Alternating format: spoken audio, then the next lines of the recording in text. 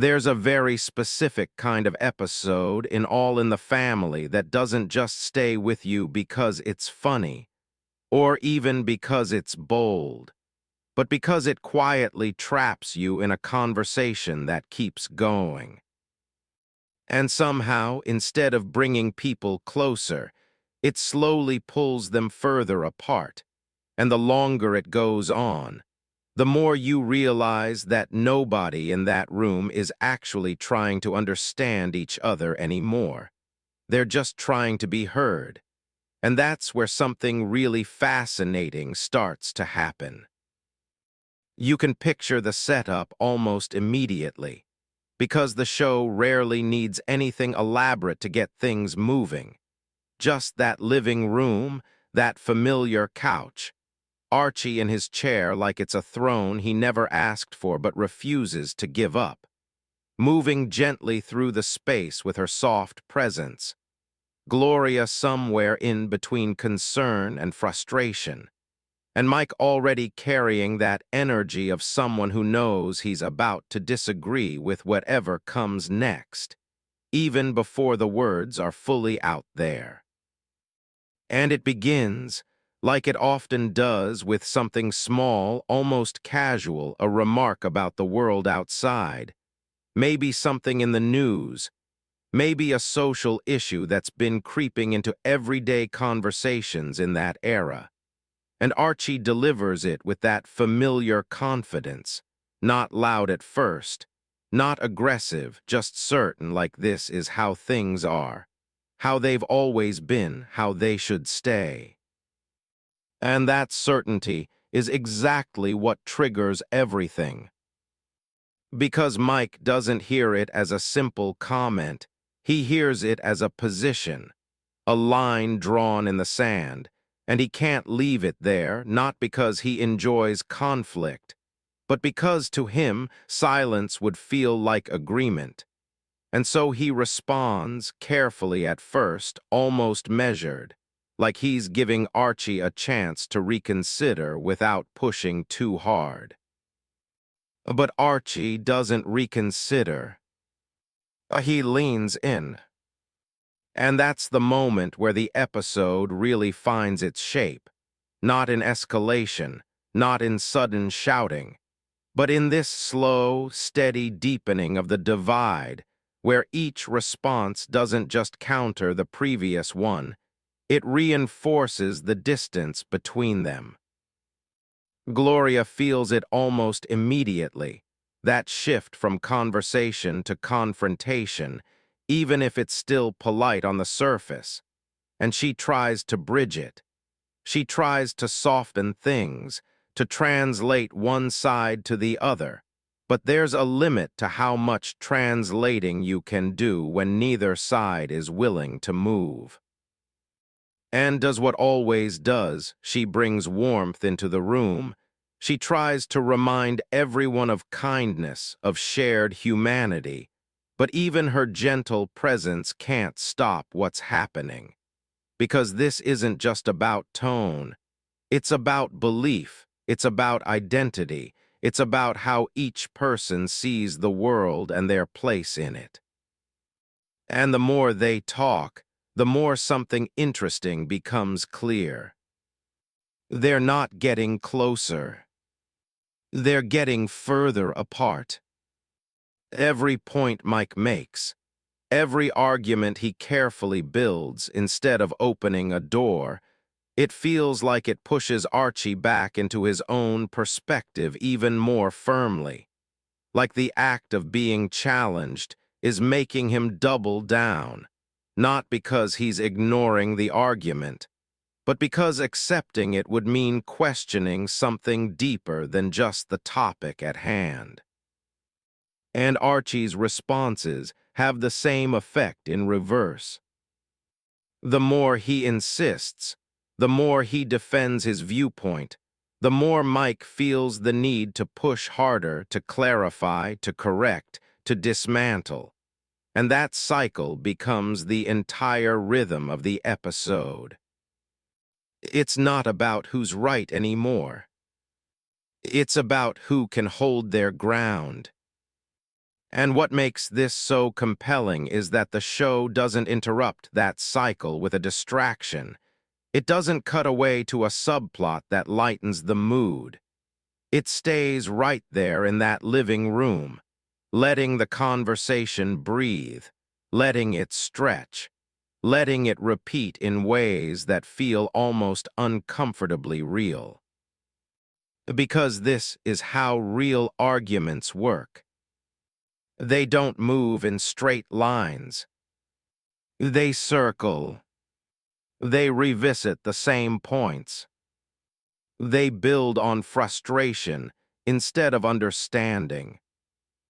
And as a viewer, you start to feel that. Not just intellectually, but emotionally, you start to sense the fatigue, the tension, the way each character is becoming more entrenched with every passing minute. Archie isn't just arguing anymore, he's defending something personal, something tied to his sense of stability, of order, of how things are supposed to be. And that makes every challenge feel like an attack, even if it's not intended that way. Mike isn't just debating anymore. He's pushing against something he sees as harmful, outdated, something that needs to be questioned. And that gives his persistence a kind of urgency that doesn't leave room for backing off. Gloria becomes more emotional as it continues, because she's caught in the middle, watching two people she cares about talk past each other, feeling the weight of that divide in a way that neither Archie nor Mike fully acknowledges.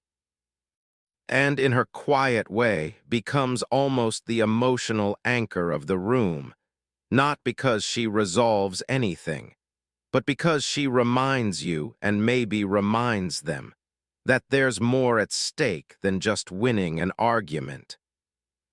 But even that reminder doesn't change the direction of the conversation. If anything, it highlights how stuck they are. And this is where the show's brilliance really comes into focus. Because instead of trying to fix that, instead of guiding the characters toward a moment of clarity or compromise, it lets them stay there. It lets the divide deepen. It lets the conversation become the entire story. That was incredibly unusual for television at the time. Most sitcoms were built around resolution, around the idea that conflict leads to understanding, that misunderstandings get cleared up, that characters grow, even if just a little, by the end of the episode. But this show was doing something else. It was showing what happens when talking doesn't solve anything, when talking actually makes things worse. And that was a reflection of the time it was made in, because the 1970s in America were full of conversations like this. Conversations about race, politics, gender roles, generational change, conversations that didn't always lead to agreement, conversations that sometimes made people feel further apart than they did before they started. The show didn't avoid that reality. It leaned into it. And it did it in a way that was both funny and uncomfortable, which is a very delicate balance to maintain. Because there are moments in this kind of episode where you laugh, not because something is traditionally funny, but because the tension itself becomes absurd, the repetition, the stubbornness, the way the same points keep coming back around in slightly different forms. It's a kind of humor that comes from recognition. You've seen this before. Maybe not in the same context, maybe not with the same words, but you felt that dynamic, that sense of being stuck in a conversation that isn't going anywhere. And at the same time, there's discomfort, because the show isn't softening the edges. It's not pretending that these conflicts are easy or harmless. It's showing the friction, the emotional weight, the way these disagreements affect relationships. Archie's worldview is central to all of this, not just because it creates conflict, but because it represents a certain kind of resistance to change, a fear of losing something familiar, something stable, and that fear isn't always expressed directly. It comes out through defensiveness, through stubbornness, through the refusal to engage with opposing ideas in a way that might lead to change. Mike challenges that constantly, not just with facts or arguments, but with a different way of seeing the world, a perspective that pushes against the idea that things should stay the same just because they've always been that way. And Gloria, again, becomes this emotional bridge that never quite holds because the gap is too wide, the positions too firmly held. As kindness doesn't resolve the conflict, but it changes how it feels. It softens certain moments. It reminds you that even in disagreement, there's still care, still connection, still something worth holding on to. And by the time the episode reaches its final moments, there's no big turning point, no sudden realization, no shift in perspective that brings everything together. There's just a slowing down, a quiet, a sense that the conversation has run its course, not because it's been resolved, but because it can't keep going without repeating itself even more. And that's such a powerful choice, because it mirrors real life in a way that feels almost unsettling. Arguments don't always end with clarity. Sometimes they just stop.